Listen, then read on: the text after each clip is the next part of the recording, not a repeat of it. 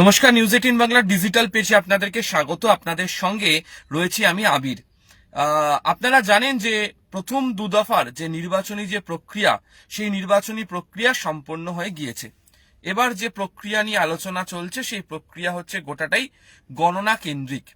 আগামী 4 মে পশ্চিমবঙ্গের বিধানসভা নির্বাচনের ফল প্রকাশ হবে এবং 4 মে ফল প্রকাশের আগে দুই প্রধান প্রতিদ্বন্দ্বী রাজনৈতিক দলই তাদের যে গণনা কেন্দ্রের তাদের যে কৌশল, সেই কৌশল নিয়ে তারা একদম আলোচনাতে ব্যস্ত এবং দুপক্ষই নির্বাচনের দিন, নির্বাচনের আগের প্রচারের মতো যতটা সজাগ এবং সচেষ্ট হয়ে নজর রাখতে শুরু করেছিল, ঠিক ততটাই এই গণনা কেন্দ্রগুলোতে তাদের যে নজর রাখার যে প্রক্রিয়া তা শুরু হয়েছে।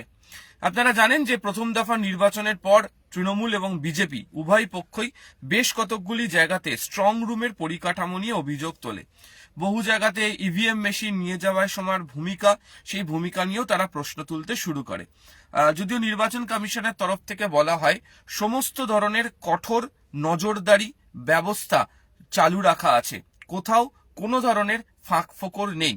এমনকি যাতে কোথাও লোডশেডিং না হয়, কোথাও যাতে ওয়েবকাস্টিং এর ক্ষেত্রে অসুবিধা যাতে না হয়, লাইভ ফিড আসার ক্ষেত্রে যাতে কোনো ধরনের অসুবিধা না হয়, বিদ্যুৎ সংক্রান্ত যাতে কোনো অসুবিধা তৈরি না হয়, সেই বিষয়কে মাথায় রেখে ডিজি সেটের ব্যবস্থা করা হয়েছে। কন্টিনিউ মনিটরিং চলছে।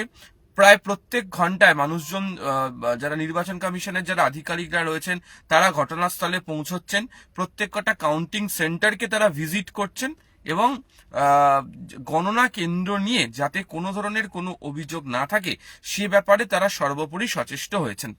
আজকে কিছুক্ষণ আগে সোশ্যাল মিডিয়াতে একটি ভিডিও বার্তা পোস্ট করেছেন এআইটিসি চেয়ারপারসন মমতা বন্দ্যোপাধ্যায় এবং সেখানে তিনি উল্লেখ করেছেন যারা তৃণমূল কংগ্রেসের প্রার্থী যারা রয়েছেন তারা রাতের বেলা ইভিএম যেখানে রাখা রয়েছে, স্টক করে রাখা রয়েছে অর্থাৎ স্ট্রং রুম, সেখানে গিয়ে তারা যেন পাহারা দেওয়ার কাজটি করেন এবং যারা বাকি যারা কর্মীরা রয়েছেন তারা সকাল থেকে রাত পর্যন্ত ওই স্ট্রং রুমের বাইরে শিফট অনুযায়ী 6 ঘন্টা বা 8 ঘন্টা শিফট অনুযায়ী তারাও যেন সেখানে নজরদারি প্রক্রিয়া যেন চালিয়ে যান এবং তারাও যেন সেখানে কন্টিনিউ কোথায় কি হচ্ছে সে ধরনের নজরদারি ব্যবস্থা যেন তাদের মধ্যে থাকে, 1 ইঞ্চি জমি যেন কোনোভাবে ছাড়া না হয়।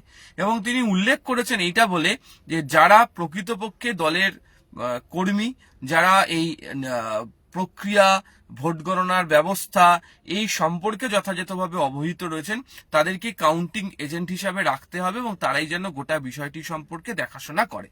আবার পাল্টা বিজেপির তরফ থেকে উল্লেখ করা হয়েছে যে তাদের যারা কাউন্টিং এজেন্ট রয়েছেন তাদেরকে নিয়ে আলাদা করে একটি ওয়ার্কশপের ব্যবস্থা করছে না, তারা কর্মশালা হতে চলেছে এবং সেখানে এই ব্যক্তিদের কি ধরনের ভূমিকা হবে, কিভাবে কাউন্টিং সেন্টারে তারা কাজ করবেন, কাউন্টিং সেন্টারে টেবিল পিছু কি করে দেখতে হয়, কোন সময় পর্যন্ত তারা অপেক্ষা করবেন, সেই বিষয়টিকে নিয়ে সর্বোপরি সম্পূর্ণভাবে তাদেরকে দায়িত্ব বুঝিয়ে দেওয়া হয়েছে এবং তারা সেই দায়িত্ব যাতে বুঝে নিতে পারেন, সচেষ্ট থাকেন, সেই বিষয়টাও তাদেরকে উল্লেখ করা হয়।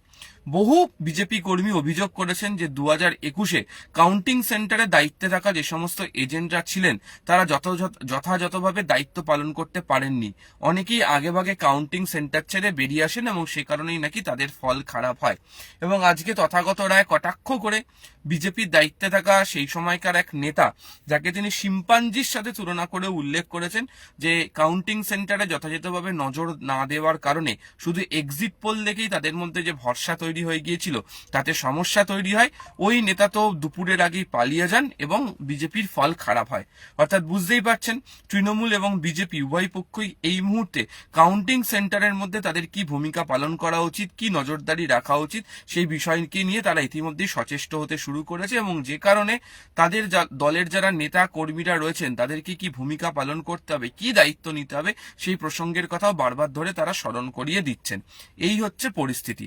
ফলে নির্বাচন মিটলেও নির্বাচন সংক্রান্ত যে আবহ, নির্বাচন সংক্রান্ত যে আলোচনা তা সম্পূর্ণভাবে বজায় রয়েছে এবং এই বজায়ের মধ্যে থেকেই কাউন্টিং কিভাবে হবে, কাউন্টিং সেন্টারে কি ভূমিকা পালন করতে হবে, এটিই মূলত মুখ্যত এখন কারণ মানে নজর হয়ে দাঁড়িয়েছে বা ফোকাস হয়ে দাঁড়িয়েছে দুই রাজনৈতিক দলের।